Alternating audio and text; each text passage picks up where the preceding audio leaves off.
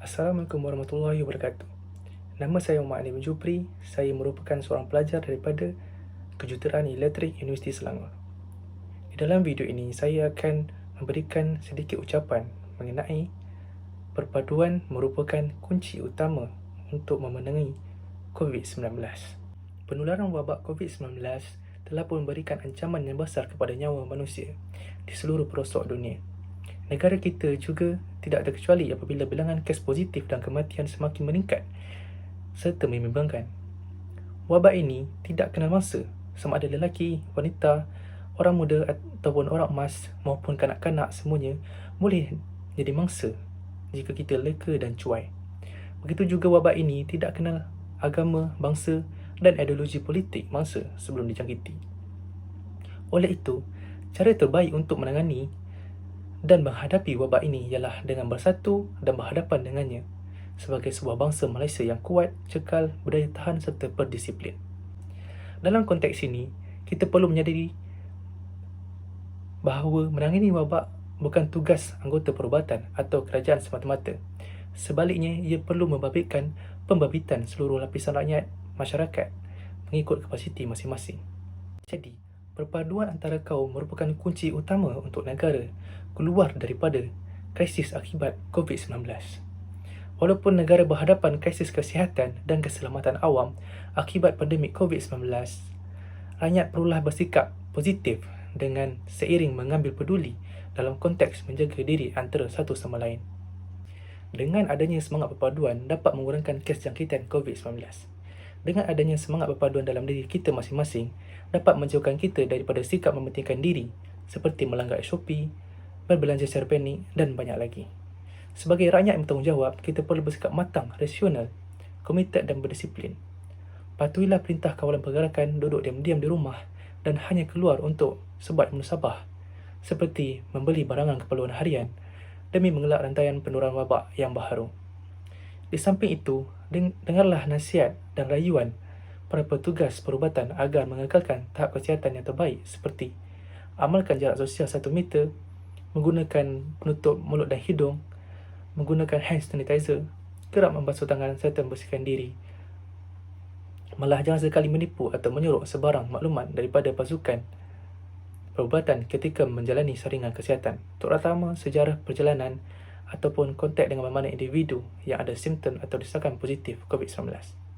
Kita perlu bersatu hati dengan menzahirkan sikap yang baik dan tahap disiplin yang tinggi dari segi tidak menularkan sebarang berita palsu sehingga mencetuskan panik dalam kalangan anggota masyarakat.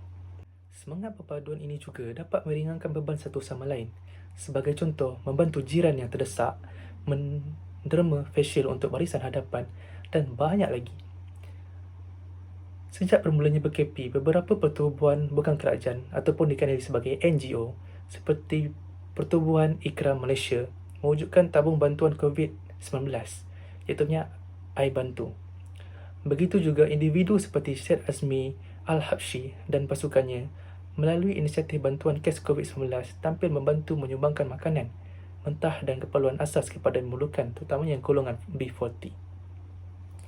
Terdapat juga beberapa usaha organisasi lain menyumbangkan tenaga kerja dalam membantu kumpulan barisan hadapan Kementerian Kesihatan Malaysia seperti 3D Printing Malaysia Community for COVID-19, umpamanya berkumpul menyumbangkan face shield kepada hospital memerlukan.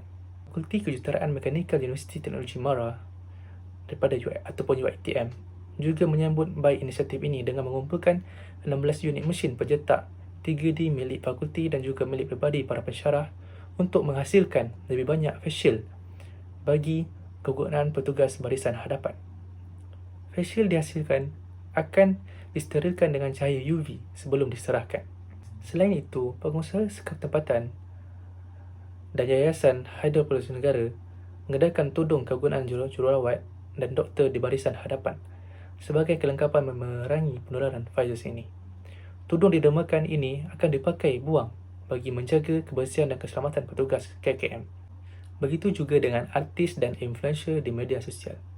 Turut menyumbang tenaga dengan kempen stay at home ataupun duduk di rumah dan kekal tenang. Ini usaha dalam memberi kesedaran kepada rakyat Malaysia terhadap kepentingan untuk menjayakan usaha Perintah Kawalan Pergerakan ini. Dengan Malaysia dikenali sebagai negara kelima tertinggi di dunia yang melayari media sosial dengan 80% penembusan internet, usaha ini tidak boleh dipandang remeh.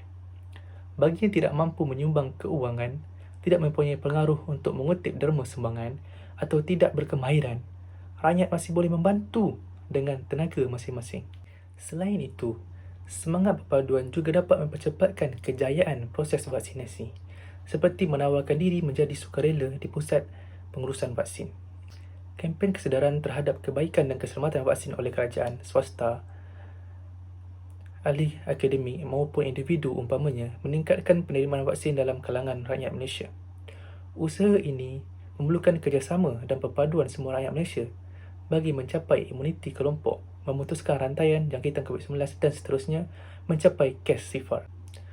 Program vaksinasi kebangsaan menjadi landasan perpaduan rakyat Malaysia dengan bersama-sama berkongsi informasi sahih dan mendaftarkan diri untuk menerima suntikan vaksin COVID-19. Tinjauan di media sosial individu yang diberi vaksin rata-rata memuat naik foto "saya telah divaksinasi", memberi keyakinan kepada segelintir yang masih berada di atas pagar ataupun ragu-ragu mengenai keselamatan vaksin. Pengambilan vaksin akan melindungi diri dan masyarakat sekeliling. Ia bukan sahaja penting daripada sudut kesihatan awam, malah menjadi sebahagian maqasid syariah untuk semua yang layak menerima vaksin. Inilah masanya untuk membuktikan perpaduan dalam mengharungi pandemik sebagai generasi terdahulu menghadapi pelbagai cabaran negara demi kesejahteraan dan kemakmuran bersama. Akhir sekali, kita sebagai rakyat Malaysia perlulah menyedari bahawa usaha mengekang pandemik memerlukan kesepaduan dan kesatuan seluruh rakyat Malaysia. Pemimpin serta kerajaan dengan menolak perbezaan pendapat dan mengetepikan pertikaian politik agar wujud simbiosis erat antara semuanya dalam berjuang untuk membawa negara mereka daripada COVID-19 yang melanda. Ingat, di mana adanya perpaduan, disitulah terwujudnya kemenangan. Sekian daripada saya. Assalamualaikum warahmatullahi wabarakatuh.